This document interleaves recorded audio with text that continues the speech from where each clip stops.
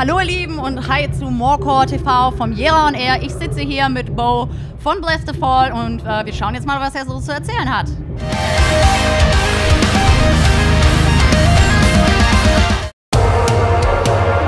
Auch Blessthefall haben wir auf dem Jera und er Festival 2018 in unser Live-Studio eingeladen. Karo hat mit Sänger Beau über das Touren, ihr neues Album Hard Feelings, den dazugehörigen Wechsel zu Rise Records und ihrem Weggang von Fearless gesprochen. Keine Zwiebel. That's all I know in German. So, hey. Is that okay? What did you just say? Keine Zwiebel. Keine Zwiebeln. Okay. No He onions. doesn't like the onions. I fucking hate onions. So before we even start the interview, Okay. you just tell us about your hate for onions. So what else goes on your kebab then? I like lettuce. I like yogurt, and maybe like some kind of garlic sauce. But the first thing I learned when we came out to Europe in maybe 2009 is no onions, so I could at least get a burger without onions on it because they ruined my day. Okay, Yeah. well, Sorry. I like Do the you onions. I like Okay. the onions. I like all the onions. I'm gonna smell awful, but I love the onions. Yeah. So yeah, well, first of all, thanks for having you. Yeah. And for having us, actually. That's how you say Yes, it. welcome Yes. to my beautiful tent. We're just hanging out. But yeah. yeah, thank you for having me here. It's our first time playing Jera on air. Right. You also played some other major festivals within the last couple of weeks. For example, Grass Pop, which is way bigger than this one. but how do you compare? I mean, it's awesome because we played almost the same size of stage. But yeah, Grass Pop, I think there was maybe a little more people. But today was awesome because we were in a tent.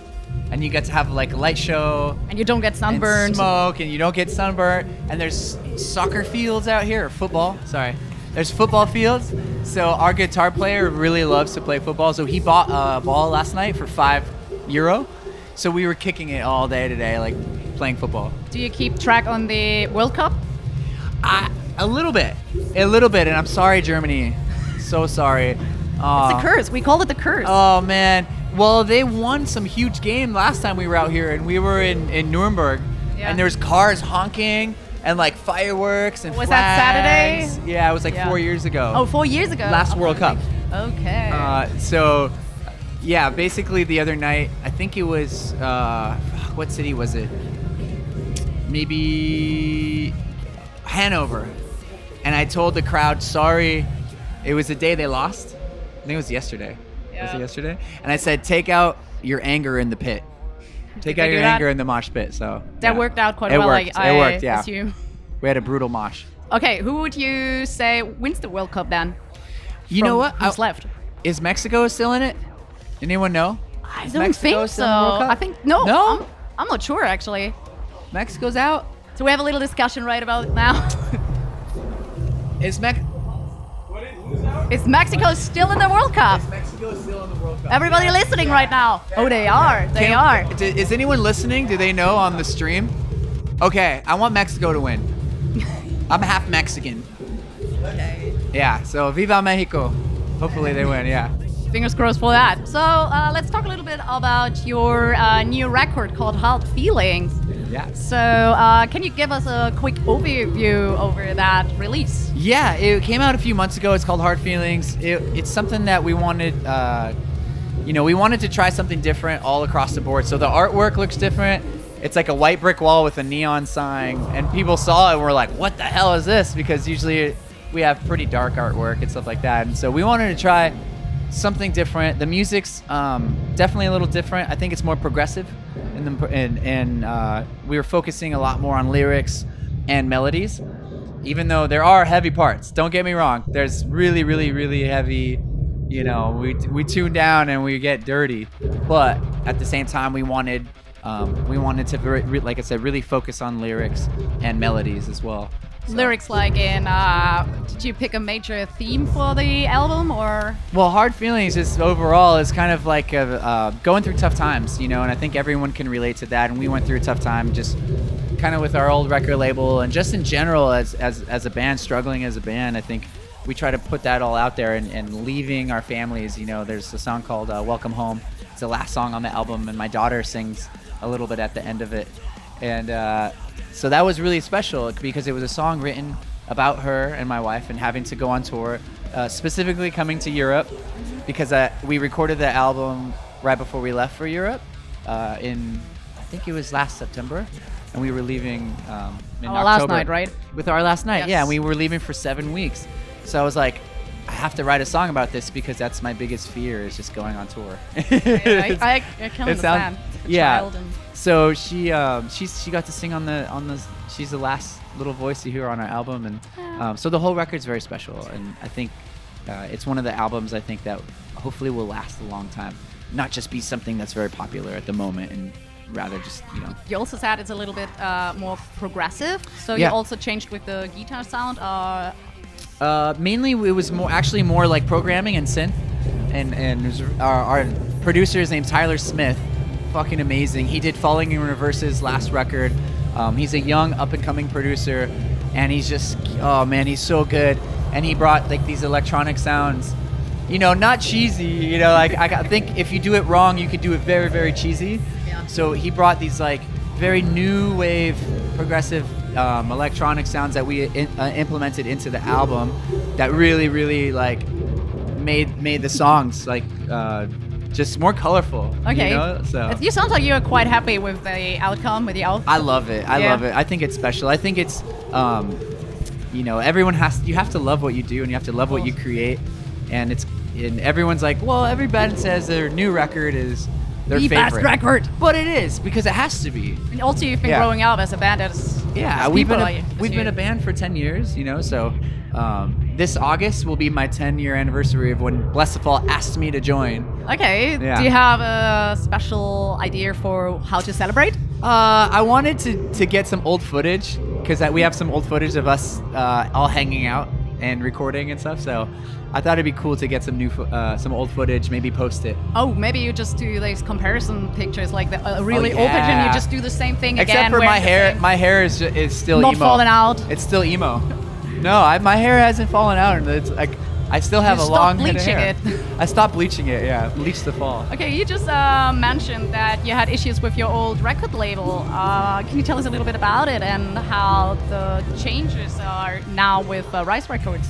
Yeah, Rise is amazing. It's awesome because Rise has a lot of people that work out here in Europe, so it's good for us because we love it out here, and we'd love to grow out here. I feel like we do pretty well, but we would love to keep growing. So Rise can do that for us. Mm-hmm. They're very excited to work with us, which made us excited. Yeah. But yeah, I think the last label, there was bigger bands that were more important, and they were changing people. Mm-hmm. Right? There were so many people working there, and they were changing new people like every other week, and so our record kind of just got pushed to the side. So you think they lost track on you? A little bit, yeah. Yeah. Okay. Well, I'm happy you found somebody new for you. Yeah. Let's see. So while playing all these festivals in Europe, do you get to go to Warped Tour at all? Because it's the last Warped, right? Do you get to see any of it? No. Oh, I'm hitting a point here. Oh man, it's such a bummer because my first Warped Tour was 1997. Yeah. Or 96, maybe 97, one of those. And it's been a part of my life since then. I've gone every year, and then when we got asked to play it for the first time in 2012, I fucking lost my mind. Like, it was just like a dream come true for me. So I love the festival. I love the people that run the festival. It's just such a cool fest, and it's so unique to travel all over the U.S. And I think that's what was tough. It was just too expensive to travel like that. Yes. But you know what? I don't know if it's true, but I feel like they could just do maybe 3 or 4 cities and have Warped Tour in LA, Chicago, New York, Dallas. You know what I mean? Yeah. And then just already mentioned 4. I think that would be cool to just have a few Warped Tour festival dates, but have them be super big, and get some big artists. But saying it got super big, and do you think that people going to festivals, that kind of huge festivals, that there's less people going there, like in general, that there's a change with music in general, that this kind of music is sort of losing their fans? I think that some fans might be growing up, and then if they get into college and they're broke and it's hard for them to spend money on shirts and shows, But there will be a new wave, and that music always goes in waves, I think, you know. So there will always be a place for heavy music, whether it's very, very popular at the moment or not. I've seen it go up and down. Like, I've been going to shows since the, you know, late 90s. So I've seen, you know, things get popular and things get, you know, they're just like go out of style. clothing trends, like they're like clothing plateau trends, shoes or but- whatever. Yeah, so like shoes will change, but everyone's gonna still wear shoes. Like, there's a, you know what I True mean? thing. Yeah. Everybody's always. A lot of people are like, done yeah, with fuck music. shoes. I'm done with shoes now. That's not cool. It's like, no, everyone still wears shoes. Everyone will listen to music. Everyone will. There will be a place for rock music. It'll change, so. and I think the bands have to change with the times. You know, you just mature, or you just and that's what we were trying to do with our album. Yes, We're like, I get all right, it. let's do something different. We're not gonna write 10 songs that just have a breakdown and then, you know, the whole time. Yeah. So. Okay, I have a random fan question actually. Okay. So We have it sounds like fans. you told us that your merch boy was on The Voice and got into the finals.